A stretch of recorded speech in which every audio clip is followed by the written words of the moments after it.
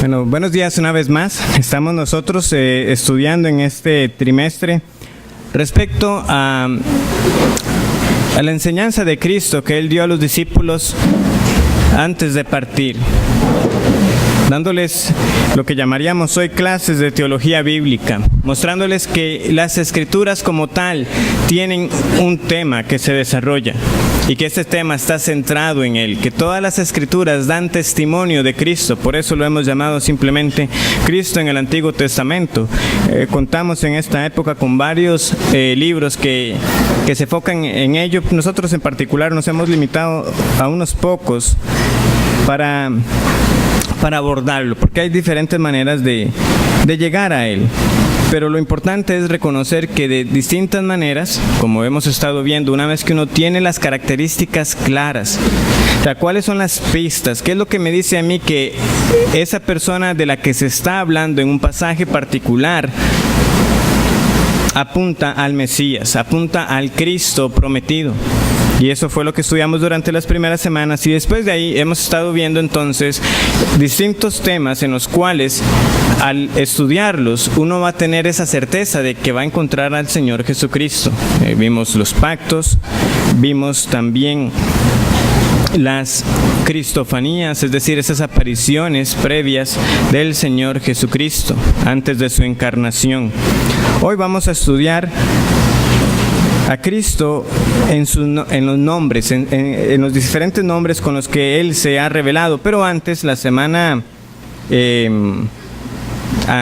¿cómo se dice?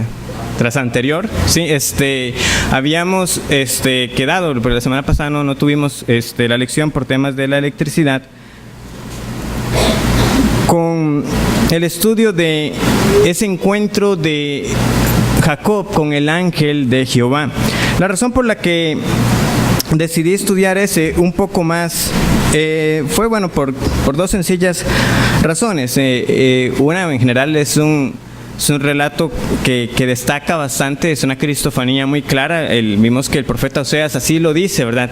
Que Jacob luchó contra el ángel del Señor, por si quedaba alguna duda cuando uno lee el pasaje en Génesis.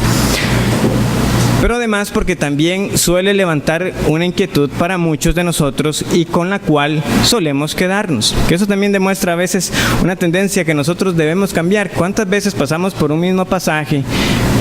Uno dice, mira, esto sigo sin entenderlo, pasa un año, unos meses, se vuelve a leer el mismo pasaje. Mira, sigo sin entenderlo. Claro, no ha indagado, no ha estudiado más y uno se sigue quedando con la duda. Qué raro, ¿por qué Jacob venció al ángel? O sea, si es el ángel del Señor, ¿cómo fue que Jacob le ganó al ángel del Señor?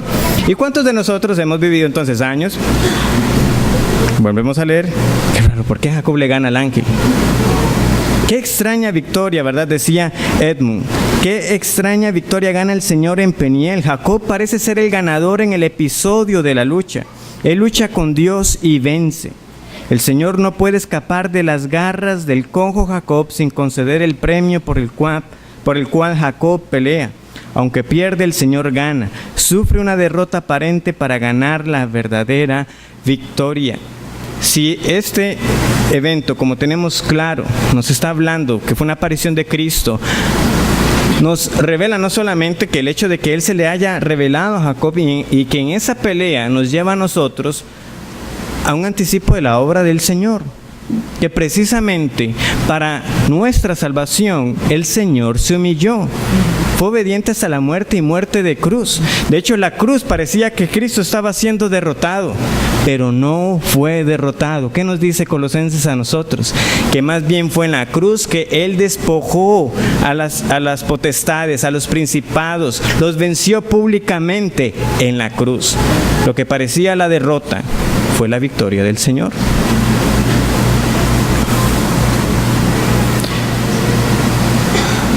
Otra manera de imaginarlo, porque es que, recordemos, Oseas nos dice que él lloró. Recordemos que el ángel siempre estuvo en control en todo momento. O sea, no fue que el ángel fue derrotado porque Jacob fuera muy fuerte. Bastó solo un golpe en la cadera para dejarlo cojo. ¿Qué le costaba al ángel haberle dado otro golpe y haberlo dejado ya tendido? De nuevo, la lucha no era para demostrar nada para el ángel, esa lucha era para el bienestar de Jacob. Y lo que nosotros leemos fue ese hombre que ya desesperado se agarró de manera tal de que por eso él dijo: no te soltaré si no me bendices. Yo la verdad de pequeño siempre fui muy temeroso, y uno de mis mayores temores era el que algún día me tuviera que haber visto en un encuentro, o sea, darse de golpes. Por dicha nunca llegó a pasar. Pero yo pasaba, ¿y qué si llegara a pasar? Y, sí, simplemente me vieran, porque era muy pequeño, muy flaco. Yo sabía que yo no tenía ninguna posibilidad. En caso de que alguno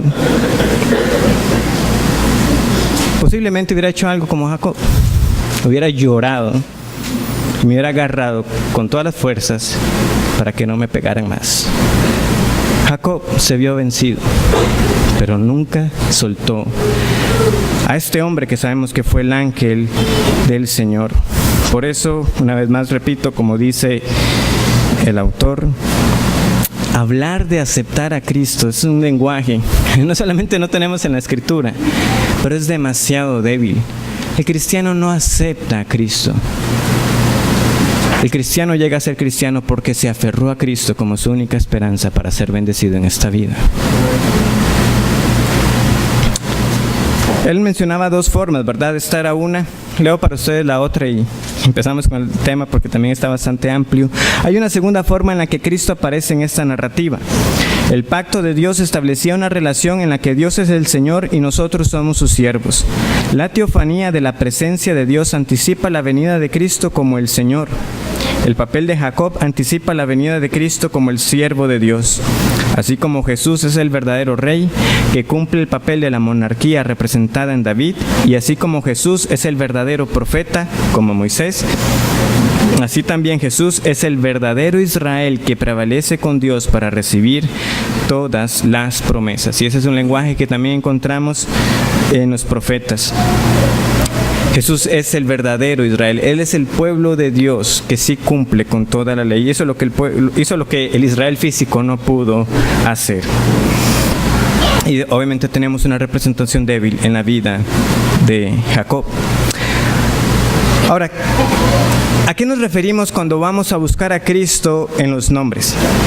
Bueno, definitivamente el nombre con el que nosotros le conocemos, Jesús como tal, no es que lo vamos a encontrar así en el Antiguo Testamento. Como hemos visto, más bien lo que uno anticipaba era ese título del ungido, del Mesías. Sin embargo, hay designaciones, hay títulos y apelativos que nos llevan a Cristo. De nuevo, no todos son nombres personales, algunos son designaciones, títulos, maneras de llamarle, pero cuando uno los vea, uno va a saber que se está refiriendo al Señor Jesucristo. Una manera de pensarlo es en ese sentido de esos sobrenombres que, no los sobrenombres que a veces ponen para ofender, sino aquellos que sin duda, cuando usted los escucha, sabe que están refiriéndose a algo de la persona, a un carácter de la persona. También podemos pensar cuando se habla del señor presidente. No estoy escuchando el nombre de la persona, pero sé de quién me están hablando, ¿verdad? Y eso ya me da a mí unos rasgos y unas características particulares de esa persona que lo sé por la manera en que fue llamado. También podemos pensar en muchos matrimonios que tendrán sobrenombres entre ellos, que esos están en el matrimonio, no se conocen fuera de ahí, pero que son especiales. Usted sabe que cuando los usas, lo está usando solamente para referirse a esa persona.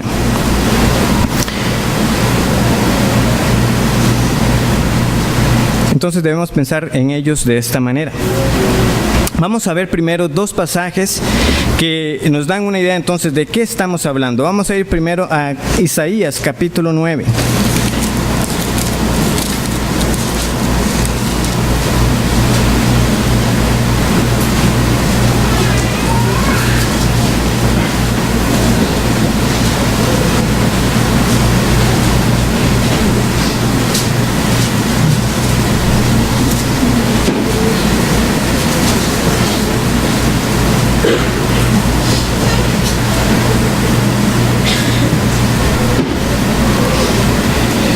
Estos dos pasajes que vamos a ver, el primero es Isaías capítulo 9, versículo 6, tienen varios nombres ahí condensados. Es un versículo bastante conocido, alguno podría decir un versículo que suele compartirse mucho en la época navideña. Porque un niño nos es nacido, hijo nos es dado, y el principado sobre su hombro, y se llamará su nombre Admirable Consejero, Dios fuerte, Padre eterno, Príncipe de paz. Isaías y Zacarías, como vamos a ver, son de los libros proféticos más mesiánicos. Nos ilustran a nosotros muchísimo al respecto de la obra del Mesías, tanto en los nombres como también proféticamente, que eso, si el Señor permite, será la próxima semana. Ahora, en primer lugar, ¿cómo sabemos nosotros que Isaías 9:6 se refiere al Señor Jesucristo? Bueno, nosotros tenemos una cita en el Nuevo Testamento que confirma, por si quedara alguna duda, de que quien se habla aquí es de ese Mesías. Vamos a ir a Mateo capítulo 4. Esto porque sorprendentemente algunos dirán que no tienen certeza para asegurar de que esta persona así descrita sea el Señor, pero Mateo, inspirado por el Espíritu Santo, despeja para nosotros cualquier duda. Mateo capítulo 4, versículo 12. Cuando Jesús oyó que Juan estaba preso, volvió a Galilea, y dejando a Nazaret, vino y habitó en Capernaum, ciudad marítima, en la región de Zabulón y de Neftalí, para que se cumpliese lo dicho por el profeta Isaías cuando dijo: tierra de Zabulón y tierra de Neftalí, camino del mar, al otro lado del Jordán, Galilea de los gentiles. El pueblo asentado en tinieblas vio gran luz, y a los asentados en región de sombra de muerte, luz les resplandeció. ¿Qué versículos está citando Mateo aquí? Está citando el inicio del capítulo 9 de Isaías. Entonces regresemos de nuevo a Isaías capítulo 9. Entonces, antes del 6, ¿qué es lo que estaba diciendo? Versículo 1, Isaías 9:1. Mas no habrá siempre oscuridad para la que ahora está en angustia, tal como la aflicción que le vino en el tiempo que livianamente tocaron la primera vez a la tierra de Zabulón y a la tierra de Neftalí, pues al fin llenará de gloria el camino del mar, de aquel lado del Jordán, en Galilea de los gentiles. El pueblo que andaba en tinieblas vio gran luz, y los que moraban en tierra de sombra de muerte, luz resplandeció sobre ellos. Y Mateo está diciendo que esta luz que resplandeció en medio de los gentiles, ¿quién fue? Fue el Señor Jesucristo. Entonces el versículo 6 sin duda está anticipando en la manera como este Mesías, como esta luz que iba a resplandecer en medio de los gentiles, iba a venir. Iba a ser uno que se encarnaría. Un niño nos es nacido. De hecho, algunos hablan de 3 pasajes en Isaías como la trilogía de Emanuel. ¿Por qué? Porque en el capítulo 7 se nos dice que la Virgen va a concebir. En el capítulo 9 se nos dice que ese niño nació. Y en el versículo 11 se nos habla también de la raíz de Isaí. Entonces, 3 pasajes que nos apuntan a nosotros a la obra del Mesías, y que, como les digo, algunos le dicen esa trilogía, capítulo 7, 9 y 11, 3 pasajes claros en Isaías. Sin duda, el versículo 6 nos habla a nosotros del Señor Jesucristo. Y esto entonces es lo que quiero que vean por esos títulos o designaciones. ¿Cómo se le dice también? Admirable Consejero. Ahora, en Reina Valera nosotros tenemos una coma, ¿verdad? Tenemos admirable y tenemos consejero. Quizás lo mejor sea tener la lectura y ver esto como 4 nombres que se dan y que admirable y consejero estén unidos. Ahora, sin duda Cristo es admirable y sin duda Cristo es consejero, pero es la unión de estos que le da la fuerza al título. Él es el admirable consejero. Sin duda, Él es el sabio, sin duda, Él es el que determina todo lo que va a hacer. Lo que Él dice, eso se hace. La palabra admirable señala sobre todo como a los milagros, a las maravillas. De hecho, en el Antiguo Testamento, otros pasajes que usan la palabra que leemos aquí como admirable, aluden a las maravillas. Por ejemplo, el Salmo 78:12 dice: delante de sus padres hizo maravillas en la tierra de Egipto, en el campo de Zoán. Y sin duda la palabra consejero, como les decía, señala a la sabiduría. Jesucristo es infinito en conocimiento. Y si todavía hay duda de que este niño del que se habla aquí no es un niño ordinario, sino que es Dios también, nosotros podemos ver en el mismo libro de Isaías cómo también el profeta llama a Jehová admirable. Vamos al capítulo 28, versículo 29. Entonces recuerden que esa es una de las pistas comunes que hemos estado viendo. Es alguien que es descrito como hombre, pero tiene atribuido perfecciones divinas. No puede ser un hombre común y corriente. Solo hay uno que es Dios y hombre, ese es Jesús. 28-29. También esto salió de Jehová de los ejércitos para hacer maravilloso el consejo y engrandecer la sabiduría. El maravilloso consejo, ¿de quién salió? De Jehová. Y Cristo es llamado el admirable consejero. También es llamado el Dios fuerte o fuerte Dios. Da la idea de aquel que guarda al pueblo. Es el Dios guardán.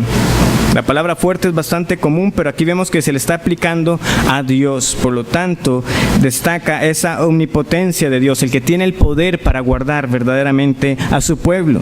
Y una vez más, el mismo profeta Isaías también habla de Jehová como Dios fuerte. Vamos al capítulo 10, versículos 20 y 21. Isaías 10, 20 y 21. Acontecerá en aquel tiempo que los que hayan quedado de Israel y los que hayan quedado de la casa de Jacob nunca más se apoyarán en el que los hirió, sino que se apoyarán con verdad en Jehová, el Santo de Israel. El remanente volverá, el remanente de Jacob volverá ¿a quién? Al Dios fuerte. Entonces, una vez más, Jehová es llamado Dios fuerte. Este niño que es nacido aquí es llamado Dios fuerte. Tiene que ser el Señor Jesús. También es llamado Padre Eterno. Ahora, este título sí podría levantar alguna sospecha en uno. Bueno, pero si estamos hablando de uno que es descrito como Dios, pero que no es Dios, distinto de Dios Padre me refiero, porque es llamado el Padre Eterno. Bueno, para evitar la confusión es mejor si lo leemos literalmente como fue escrito, es decir, es el Padre de la eternidad. Entonces, este título no está hablando de la relación de Jesús con Dios Padre, del Dios Hijo y el Dios Padre, sino que está hablando de Jesús como aquel que tiene autoridad también sobre el tiempo, que está por encima del tiempo. Entonces estamos viendo un atributo divino también siendo dado a este niño. Solo uno es eterno y es Dios.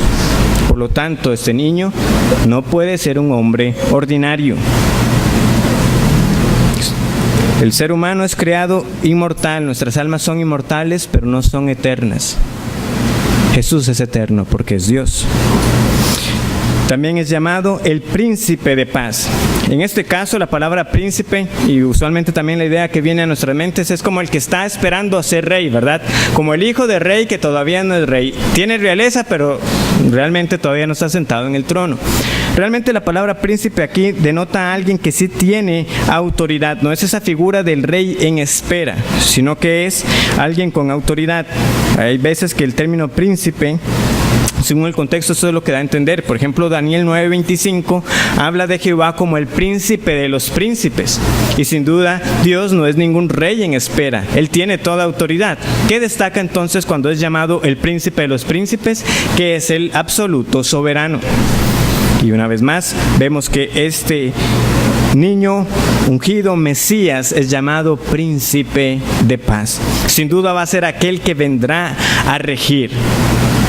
Será el que definitivamente restaurará la paz, salvando a su pueblo y juzgando a sus enemigos.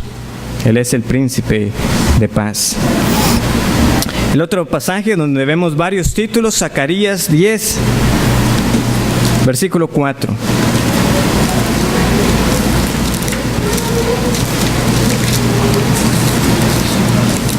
Zacarías es el penúltimo libro, entonces si van hacia atrás, Mateo, Malaquías, Zacarías.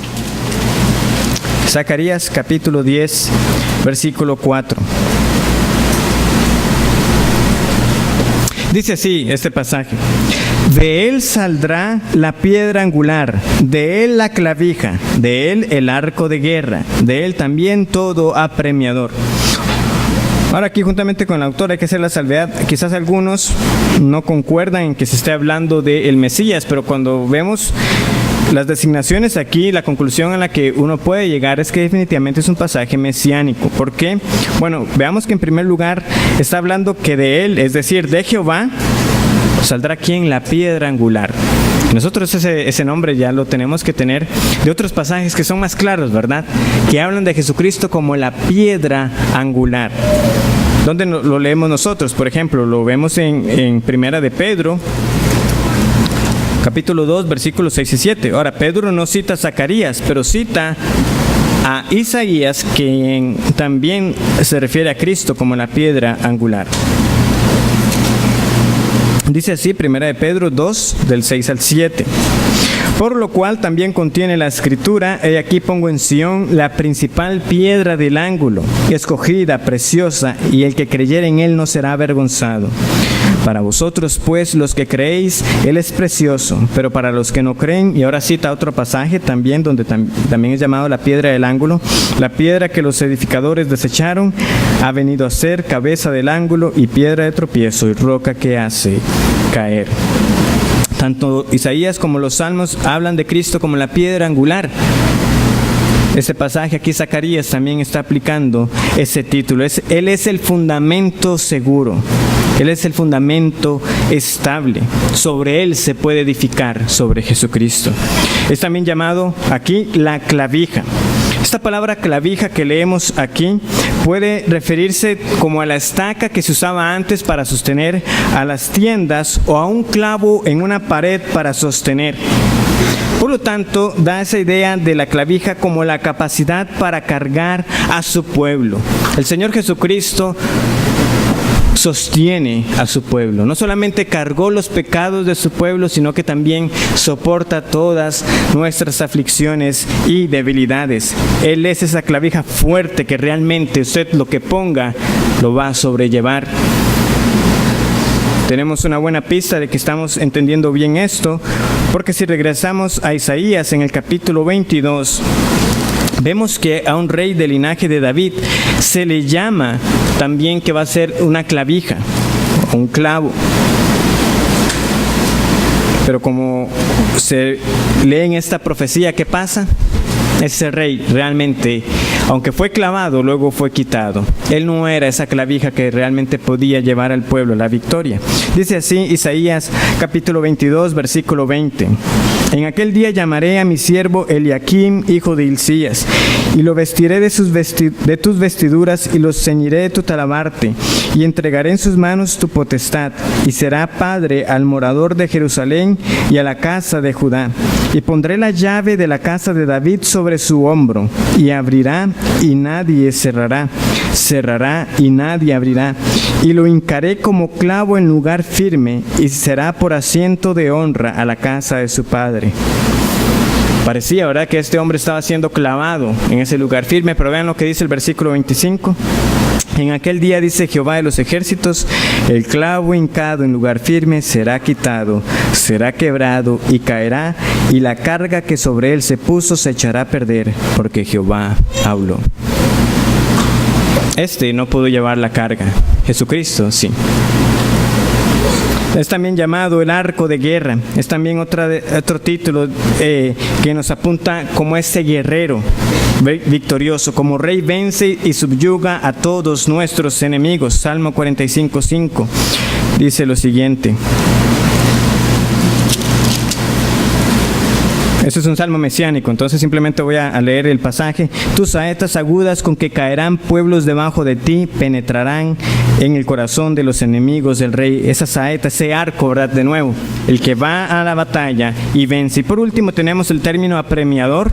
Quizás es un término un poquito más oscuro, de hecho es un poquito más difícil de traducir, pero podemos entenderlo como el gobernante. De hecho tenía la idea de aquel que tenía, que era como el amo, ¿verdad? Y entonces describía esa relación del esclavo para con el amo. Pero podemos hablar en términos generales como aquel que tiene autoridad sobre otros. Muy bien, habiendo visto esos dos pasajes y entonces teniendo claros cuál es el propósito de la clase de hoy, vamos a ver más títulos y atributos y vamos a avanzar hasta donde podamos llegar. Hay bastantes pasajes. Entonces vamos a ver algunos que destacan la persona de Cristo y sus atributos. En primer lugar tenemos en Génesis 16, 13, el Dios que ve. Ya vimos un poco este texto cuando estudiamos la cristofanía que hay ahí, ¿verdad? Porque es el ángel del Señor quien se aparece a Agar, pero Agar misma le da un nombre a este ángel. ¿Cómo le llama? Dice, entonces llamó el nombre de Jehová que con ella hablaba, tú eres Dios que ve. O sea, vemos que le llamó con un nombre. Ese nombre lo dio Agar, tú eres el Dios que ve, reconociendo la omnisciencia del Señor. Uno más conocido, Emmanuel, que significa Dios con nosotros. Isaías capítulo 7, versículo 14. Porque el Señor mismo os dará señal, he aquí que la Virgen concebirá y dará a luz un hijo y llamará su nombre Emmanuel. Ahora, ¿es el único pasaje donde vemos este nombre? No. Vamos, por ejemplo, al capítulo 8, versículo 8. Y pasando hasta Judá, inundará y pasará adelante, llegará hasta la garganta y extendiendo sus alas, llenará la anchura de tu tierra, oh Emmanuel. Y también el versículo 10, tomad consejo y será anulado, proferid palabra y no será firme. Vean que ahí no leemos el nombre, pero deberíamos saber que lo que está ahí es el nombre. Porque Dios está con nosotros. Porque Emmanuel. Muy bien. Otro título, renuevo, el renuevo. Ahí mismo en Isaías, ya que estamos aquí, capítulo 4, versículo 2. Vean, en algunas ocasiones, algunas veces, en Reina Valera lo he visto y pasa también en otras versiones, algunos de estos nombres que estamos viendo, porque un renuevo, como vemos, no es ni siquiera una manera de referirse en general a una persona. A veces aparece con R mayúscula, pero de nuevo, no nos dejemos llevar solamente por eso. Si sabemos que en ocasiones veremos la raíz de Isaí o el renuevo de David con esa R mayúscula, a veces lo veremos en minúscula y no necesariamente está descartando que sea una aplicación mesiánica. Leemos aquí, en aquel tiempo el renuevo de Jehová será para hermosura y gloria, y el fruto de la tierra para grandeza y honra a los sobrevivientes de Israel. Jeremías capítulo 23, versículos 5 y 6.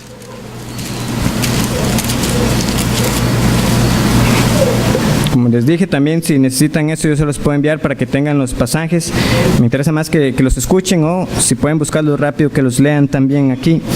He aquí vienen días, dice Jehová, en que levantará a David, vean aquí, renuevo justo, y reinará como rey, el cual será dichoso, y hará juicio y justicia en la tierra. En sus días será salvo Judá, e Israel habitará confiado, y ese será su nombre con el cual le llamarán Jehová, justicia nuestra. Este nombre se lo están aplicando a este renuevo que está siendo aquí profetizado. También tenemos el capítulo 33, versículo 15.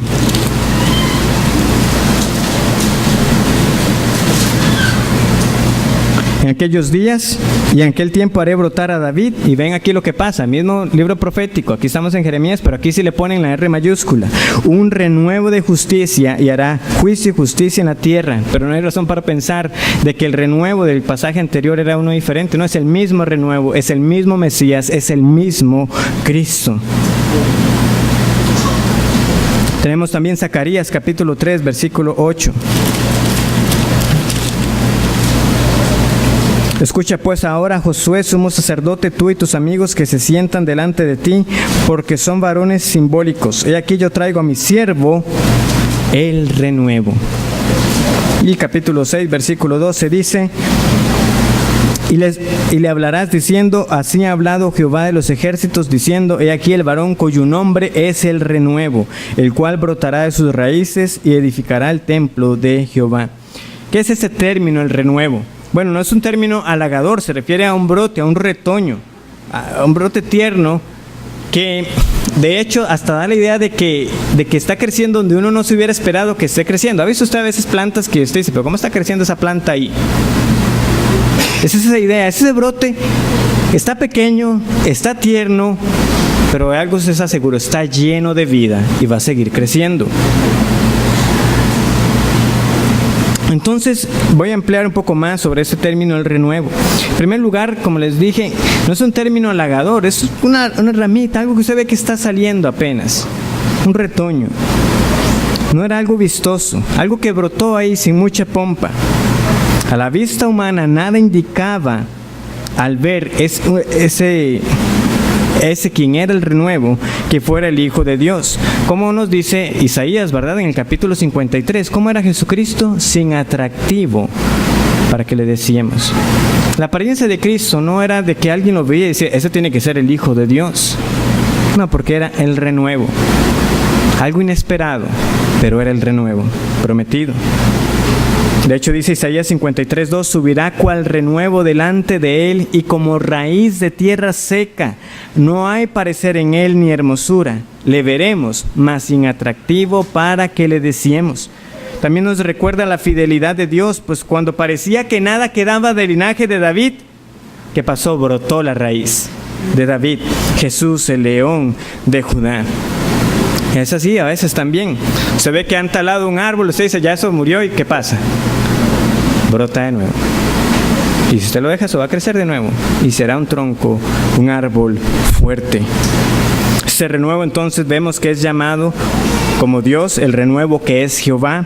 Es el renuevo que también es anticipa este linaje real, porque es descrito como el rey en calidad de ser un descendiente natural de David. Este renuevo, como hemos visto, también era llamado ¿qué? El siervo. Es también uno que es llamado hombre. Un último uso, que aunque no es el término renuevo, que es una idea muy parecida, vamos a Isaías capítulo 11, versículo 1.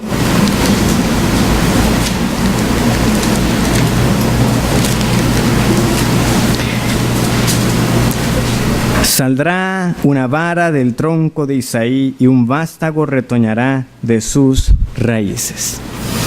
La misma idea. Bueno, una manera en que también nosotros lo podemos encontrar es como la sabiduría. Ahora, aquí yo sé que no tengo mucho tiempo para entrar en todos los detalles.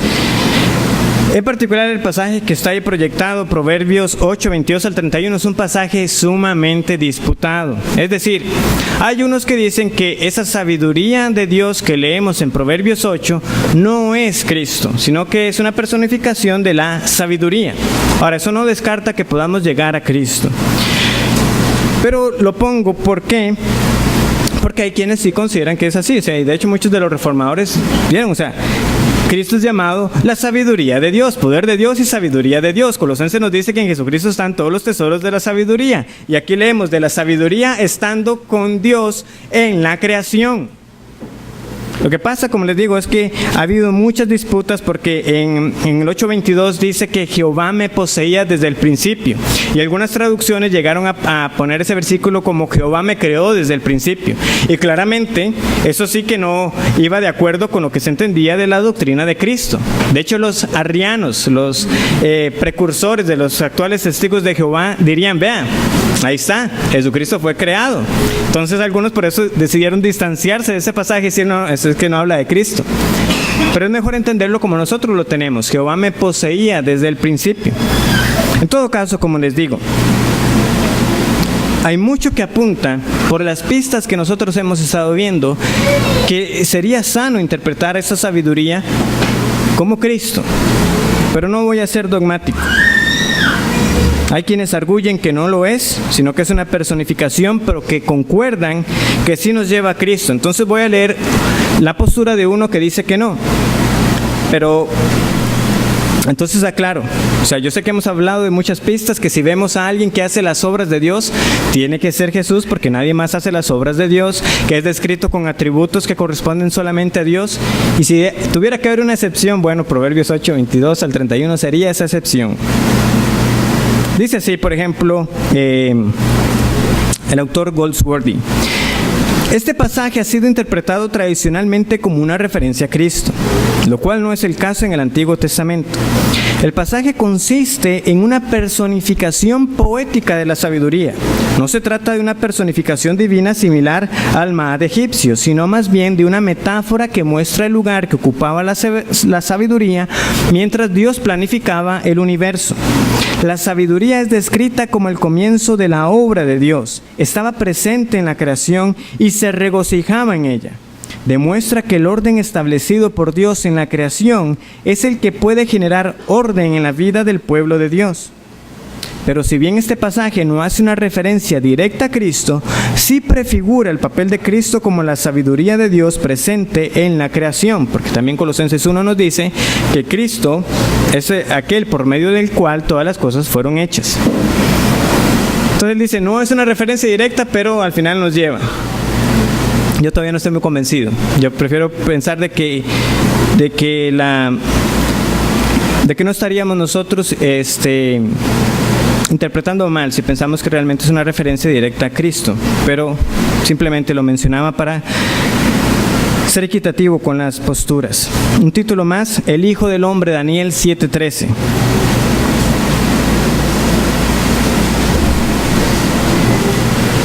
Es básicamente el único pasaje donde se utiliza, vamos a buscarlo.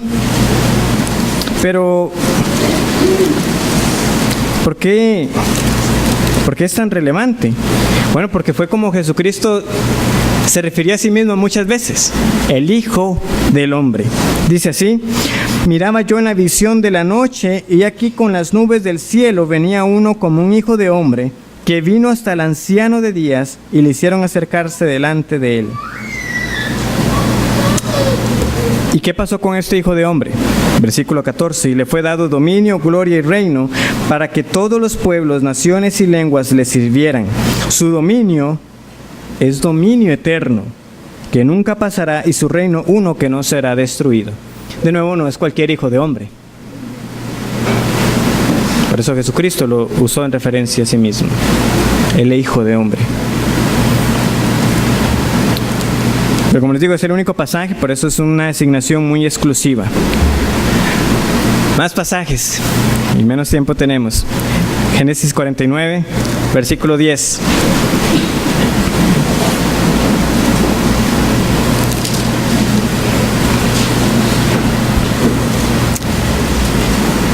Y un cambio sorprendente en estas palabras de Jacob.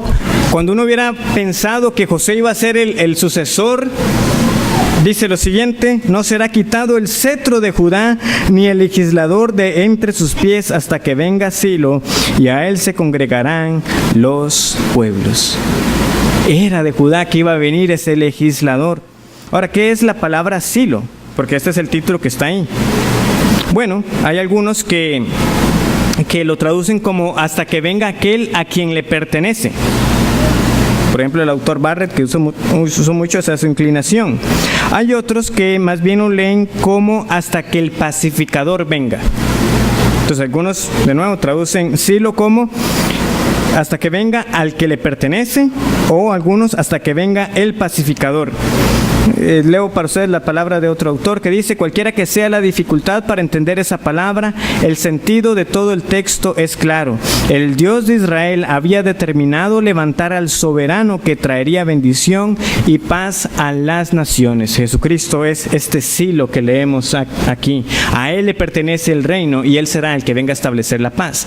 De hecho, ¿qué nos hace esto eco? Príncipe de paz, como lo leíamos en Isaías 9:6. También tenemos estrella y cetro. ¿Cuál es este pasaje? Lo leo para ustedes. Este es Balaam, siendo utilizado en las manos de Dios para profetizar algo respecto a Jesús. Lo veré, mas no ahora, lo miraré, mas no de cerca. Saldrá estrella, y allí en algunas aparecerá, ¿verdad? Todo en mayúsculas. Saldrá estrella de Jacob, y se levantará cetro de Israel, y herirá las sienes de Moab, y destruirá a todos los hijos de Set. Será tomada Edom, será también tomada Seir de sus enemigos, e Israel se portará varonilmente. De Jacob saldrá el dominador, y destruirá lo que quedare de la ciudad. Es otro tema aparte, cómo el Señor utiliza a Balaam, un falso profeta codicioso, contratado para hablar contra Israel, y cómo terminó bendiciéndole. Pero simplemente veamos cómo estas palabras se parecen mucho, ¿verdad?, a la profecía que también da Jacob. De él saldrá el legislador. Y aquí viene, él dice, saldrá estrella de Jacob. Solamente le faltó a Balaam identificar a este mismo como uno de la tribu de Judá, pero es básicamente la misma designación. Apocalipsis 22:16 habla de Jesús de la siguiente manera: yo, Jesús, he enviado mi ángel para daros testimonio de estas cosas en las iglesias. Yo soy la raíz y el linaje de David, y también dice, la estrella resplandeciente de la mañana. Saldrá estrella de Jacob, y viene Jesús y dice de sí mismo, yo soy la estrella resplandeciente. Una designación más. Redentor. Ese no debería sorprendernos, ¿verdad? Jesús es el Redentor. Hay un término particular en el hebreo que es el término Goel.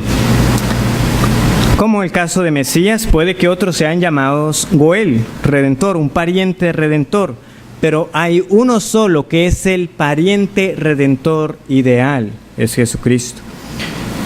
El Goel, como les digo, es llamado frecuentemente pariente redentor. Era aquel que salía al auxilio de aquel que estaba en necesidad. De nuevo, no era la idea únicamente del matrimonio de levirato, ¿verdad? Donde alguien se casaba con la esposa de un hermano para levantarle descendencia. No, el pariente redentor es mucho más amplio. Su familiar estaba en la ruina, usted iba y rescataba la heredad. Su pariente era muerto. El vengador que nosotros leemos es un Goel. Es un pariente redentor. Es el que iba a tomar la justicia por el familiar muerto. Él haría lo que fuera necesario. Fuera pagar una deuda, librar de la esclavitud, reclamar las propiedades de la heredad familiar o vengar la muerte de uno de los suyos. El Goel hizo lo que fuera necesario para satisfacer las necesidades de sus parientes. En particular, ¿verdad? El libro de Ruth nos muestra, ¿verdad? A un Goel en voz para Ruth, y en Obed, el hijo que nace de Ruth, siendo el Goel para Noemí. Dice Edmund Clowney, la misericordia de Dios dirige el camino hacia el nacimiento de David por la fidelidad de un pariente redentor. La Gesed, esa misericordia al pacto de Dios para Noemí, es una con su Gesed para David. El propósito de la misericordia de Dios que conduce hacia David también conduce más allá de David. Su promesa a David señala al hijo de David. Además, en la figura de Booz se retrata la gracia redentora de Dios. Dios, quien redimió a Israel de Egipto, es el pariente redentor. Él consigue la herencia de su pueblo como unido a ellos con lazos de sangre, por así decirlo. El Señor es el Goel de su pueblo, los librará de su cautividad. Isaías usa los términos pariente redentor para describir la futura salvación del Señor. Y ahí ven todos esos pasajes de Isaías, no los vamos a leer por el tiempo. El Nuevo Testamento habla del alto costo de la redención pagada por el Padre, la sangre de su propio Hijo. Al mismo tiempo nos señala la obra de Cristo como nuestro Redentor. Él se ha convertido en nuestro pariente cercano, hecho una carne con nosotros para que nos pudiera comprar la herencia eterna de su salvación. Cristo es el Goel ideal, nunca falla en cumplir su deber pactual a nombre de aquellos con quienes ha emparentado por razón del pacto. Cristo no tenía ninguna obligación de salvarnos, pero quiso emparentar con nosotros, por decirlo así. Y entonces, ¿qué podemos tener nosotros la certeza? Cristo saldrá siempre al rescate de los suyos. Siempre. Hará siempre lo que sean e hizo siempre, ya hizo, pero también en el tiempo presente para nosotros, suple para nosotros todo lo que nos falta. Uno más, son pasajes muy extensos que por tiempo no puedo leer, pero usted lee Ezequiel 34, tiene que leer Juan capítulo 10 y va a entender por qué Cristo es también llamado el buen pastor. Ezequiel 34 es una promesa del Señor diciendo, yo les daré un pastor. Juan 10, viene Cristo y dice, yo soy el buen pastor. Yo doy mi vida por las ovejas. Y es la misma conexión. Lea Ezequiel 34 y luego lea Juan 10 y llegará a esa conclusión. Por último tenemos la designación del siervo. También como Goel, también como Mesías, hay muchos que son llamados siervos del Señor. Moisés, Elías, Samuel. Pero hay uno que es el siervo, con S mayúscula.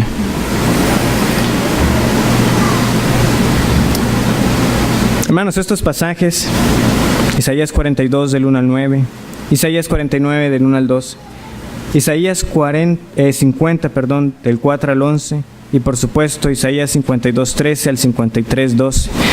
Vemos al siervo de Jehová desarrollando el ministerio profético. Vemos al siervo de Jehová siendo herido. Hermanos, palabras nos faltarían y tiempo para nosotros estudiar estos pasajes como debe ser. Por lo tanto, prefiero simplemente dejarlos citados. Pero en particular Isaías 53. Como muchos han dicho, usted lee Isaías 53 y pareciera que lo único que falta leer ahí es el nombre de Pilato y el nombre de José de Arimatea. Con cuánta claridad, con cuánto detalle. Es triste que para muchos judíos Isaías 53 no es mesiánico. Ellos dirán que Isaías 53 habla es de Israel, de ellos como nación, que ellos son la nación que han sufrido mucho del mundo. Y así lo descartan. Y en el plan de lectura que ellos tienen, Isaías 53 prácticamente nunca es leído en el año. Por eso se ha llevado a unos videos que hablan como de que si fuera el capítulo prohibido. Algunos judíos dicen, no es que sea prohibido, simplemente es que no lo leemos. Pero no lo ven mesiánico. Pero para nosotros, los que por la gracia de Dios hemos creído, leemos Isaías 53 y lo que vemos ahí es ¿a quién? A Cristo, quien murió para salvarnos y que vio el fruto de su aflicción, porque su muerte no fue en vano. Él salvó verdaderamente a su pueblo. Hay más títulos que tenemos. Ahí hay unas tablas para que puedan observar. Jesús es el que abre la brecha. Miqueas 2:13. Es claramente también llamado David como tal, pero entendemos que es uno, ¿verdad? De David, el rey ideal. Ageo 2:7, el deseado de las naciones. Oseas 1:11, el jefe. Malaquías 3:11, Señor. Isaías 53:3, varón de dolores. Malaquías 3:1, el ángel o mensajero del pacto. Tenemos también Zacarías 13:7, el hombre, compañero mío. Ezequiel 37:25, Daniel 9:25, príncipe. Ageo 2:23, anillo de sello. Malaquías 4:2, sol de justicia. Génesis 49:24, Isaías 28:16, piedra angular. Job 16:9, el testigo.